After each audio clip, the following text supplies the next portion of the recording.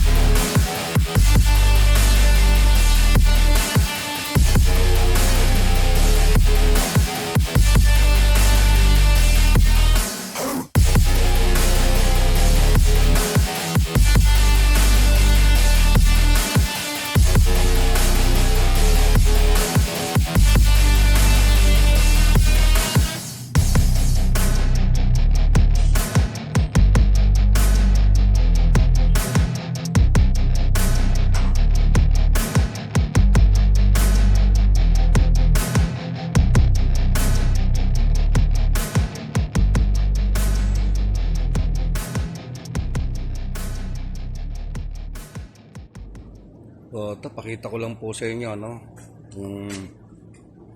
Sa part na to, dito yung harap nyo, yun yung likod. Dito po is single SIM. Then, konting adjustment lang, may sukat po yan para naman sa double SIM.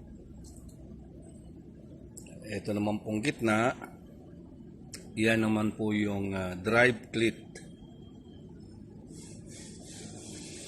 Then dito po sa part na to, mayroon pong roller rate dyan, no? Mahaba, station. Hanggang dun po yan. Ito po is, mayroon kayong Pittsburgh. And mayroong isang standing SIM. Dito naman po is yung elbow flange. So yan po. Yung ating Super Mac brand lock forming machine. Okay, 220 volts, single phase.